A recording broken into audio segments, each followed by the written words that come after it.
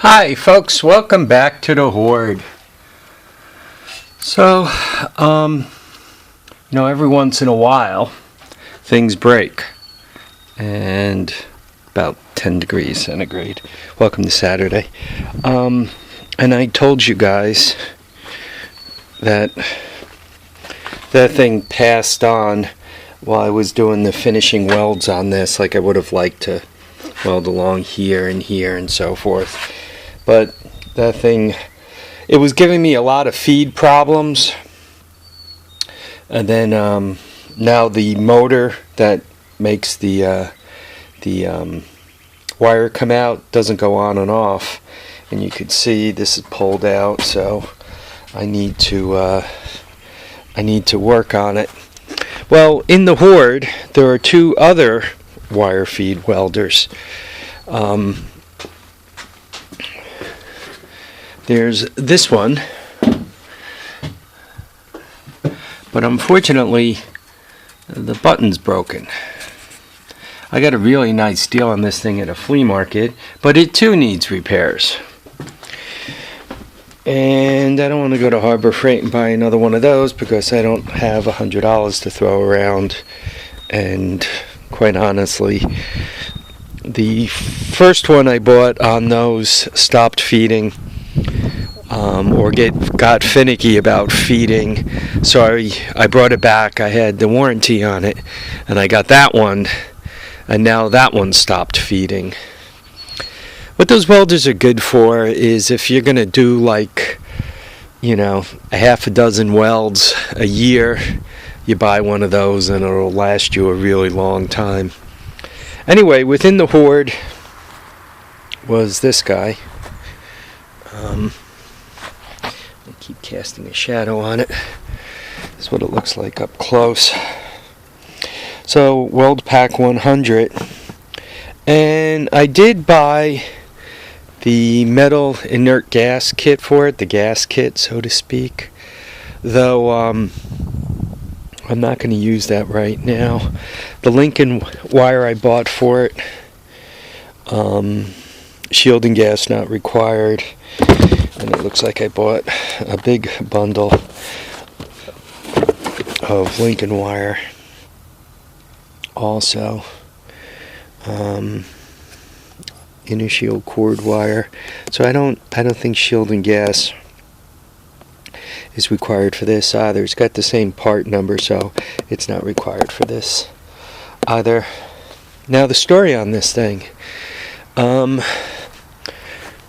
Let me show you how long ago I bought this. This is a VCR tape telling you how to weld. So the manual has a date code of 1998 on it. And I don't know if you guys have ever had this at your companies, but as my company, the major corporation it was going through a transformation. They needed people to step up and step out of their normal jobs and help other people out. And quite honestly, they wanted everybody to do 10 jobs. Some of them not necessarily within your expertise, and they wanted you to be able to go to people who had some sort of expertise and have them help you. And they had to come up with a way of making that happen easily.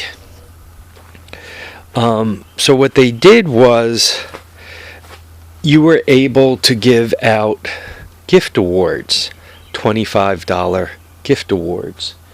And you were able to receive as many of those as people were willing to give you. And you were when the program first started, you were able to give out like a dozen of those gift awards. So, I mean, we had quite the gig going, right? You'd help somebody out, or somebody would help you out, and the first thing you did right away was send them that gift award because that made them happy, right? Who doesn't want to receive a $25 gift award. And the awards were good for typically it was Home Depot, though they had some stuff that some gift certificates you could give women folk, and they would like to receive those too. Though I don't recall what company the gift awards were for women if they did not want to buy Home Depot stuff. I think it was Sears, Home Depot, and maybe a couple of others. Anyhow, what I did was I collected up a bunch of those gift certificates, and I bought this welder with it back then. And then I collected up a bunch more and bought the gas package to go with it. Anyway, I don't know if any of you guys have this, and it was made in the United States back in the day. I don't know if they're still made here. I don't know where it was made in the United States. Lincoln Electric, it says Cleveland. I assume that's Cleveland, Ohio. I don't know if they're still making them here in the United States or if they've moved them overseas. I kind of hope they're still making them here in the United States. You know, welder is like the ultimate of manufacturing equipment. First of all, you got to manufacture it, and it's got a lot of good stuff in it, right? Copper wire, which puts somebody to work, and all the plastics that come from oil, which got to put people to work. It's got capacitors and all kinds of other stuff in it. Maybe some of that stuff is imported, but I'm hoping that, once again, our friends from Lincoln are still making those things here. Anyway, if any of you guys have one of these and have any suggestions, I would appreciate them. My metal inert gas, or my flux core welding experience, all comes from the blue one before that, and then that guy. And I was able to get some decent welds out of it if I was paying attention and had the mask set properly and all that kind of stuff. So I'm hoping this brings me up the next notch. This guy looks like I can vary both the power and the wire speed. So hopefully that leads to it's a click. Hopefully, once again, that leads to some nice welds. 0.35 is a little thicker wire. Mighty loud bird there.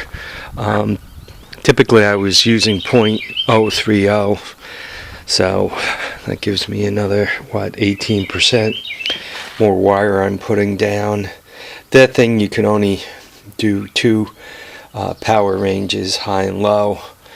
The other one there looks like it has 4 or 5. So anyway, let me know what you guys think of it. I'm sure for you folks that fabricate stuff at work or whatever, that looks like the kind of welder that would be floating around.